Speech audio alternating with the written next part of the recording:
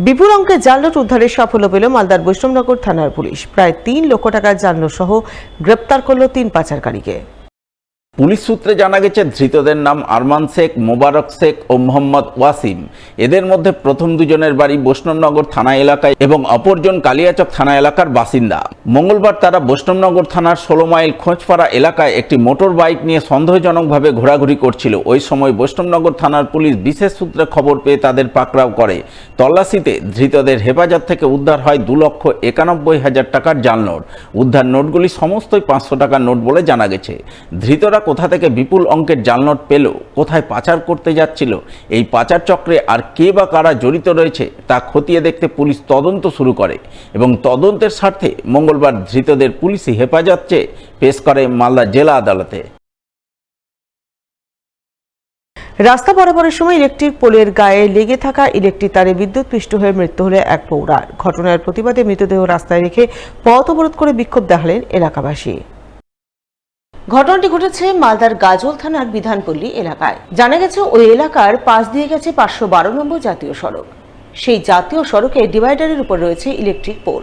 সেই পোলের গায়ে ঝুলে রয়েছে ইলেকট্রিক তার। এদিন রাস্তা পারাপারের সময় সেই তারে বিদ্যুৎপৃষ্ট হয়ে বিধানপল্লী এলাকার কানন কুণ্ডু নামে এক প্রৌঢ়ার মৃত্যু হয় বলে খবর, যার প্রতিবাদে এলাকাবাসী পথ অবরোধ করে বিক্ষোভ দেখান। বিক্ষোভকারীরা ওই স্থানে ইলেকট্রিক তার নিরাপদ স্থানে রাখা সহ ট্রাফিক ব্যবস্থার দাবিতে সরব হন। যদিও শেষমেশ গাজল থানার পুলিশের আশ্বাসে বিক্ষোভকারীরা অবরোধ তুলে নেন বলে জানা গেছে।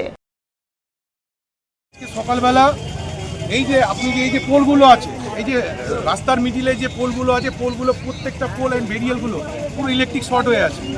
একটা 57 বছর বয়স্ক মহিলা এই পোলের পাশ যখন পার হতে যায়, সেখানে ইলেকট্রিক শর্টকে স্পটে মারা যায়। আর এই পঞ্চায়েতের থেকে কোনো রকম কাজ আমরা পাচ্ছি না। এত টাকা সরকার থেকে স্যাংশন হচ্ছে, পুরো টাকা এই কোনো পার্টিকুলার পার্টির নাম বলবো না, পার্টিগত ব্যাপার বড় বড় লিডাররা আত্মসাৎ করছে। এত বড় একটা সিগন্যাল, যেখানে এত বড় এখানে গাড়ি ক্রসিং মালদা চাচল হাইওয়েতে এত বড় একটা ক্রসিংয়ে কোনো সিগন্যাল নেই, কোনো সিভিক নেই। আজকে যখন সকালবেলা আমরা এই খবরটা আপনাদের দ্বারা পাঠানো হয়, তারপরে এই বেরিয়েলগুলো দিয়ে পাঠিয়েছে আধা ঘন্টা পরে। এত বড় একটা ক্রসিংয়ে একটা বেরিয়েল অবধি থাকে না। এই আমাদের প্রশাসন, এই আমাদের পার্টিগত লিডাররা। মাটি বোঝায় বেপরোয়া ট্রাক্টরের ধাক্কায় গুরুতর আহত হলেন 2 শ্রমিক। আহতদের মধ্যে একজনের অবস্থা আশঙ্কাজনক থাকায় তাদের রেফার করা হলো মালদা মেডিকেল কলেজ হাসপাতালে। মঙ্গলবার বিকেলের দিকে ঘটনাটি ঘটেছে মালদা হবিবপুর থানা বুলবুলচন্ডির শান্তিনগর মোড় এলাকায়। জানা গেছে, এদিন আহত 2 শ্রমিক বুলবুলচন্ডির শান্তিনগর এলাকায় রাজ্য সড়কের ধারে কাজ করছিলেন। ওই সময় হঠাৎ করে একটি মোটর বোঝাই ট্রাক্টর প্রচণ্ড গতিতে এসে তাদের ধাক্কা মেরে পালিয়ে যায়। ঘটনার পরপরই স্থানীয়রা আহত 2 শ্রমিককে উদ্ধার করে বুলবুলচন্ডি গ্রামীণ হাসপাতালে পাঠান, কিন্তু একজনের অবস্থা আশঙ্কাজনক থাকায় তাকে মালদা মেডিকেল কলেজ হাসপাতালে রেফার করা হয়। ঘটনায় স্থানীয় গ্রাম পঞ্চায়েত সদস্য মনোজিৎ ভকত অভিযোগ করেন, তাদের এলাকায় মাটি বোঝাই ট্রাক্টরের দৌরাত্ম্য বেড়ে গেছে। অল্পবয়সী ছেলেরা প্রচণ্ড গতিতে বেপরোয়াভাবে ট্রাক্টর চালাচ্ছে, সেই কারণে এই দুর্ঘটনা ঘটেছে। পুলিশের উচিত ট্রাক্টরের দৌরাত্ম্য বন্ধে প্রয়োজনীয় পদক্ষেপ গ্রহণ করা। দুপুরবেলা শান্তিনগর মোড়ে একটি দুর্ঘটনা ঘটে, 2 জন শ্রমিক আহত হয়েছেন। তারা রাস্তার ধারে দাঁড়িয়েছিলেন।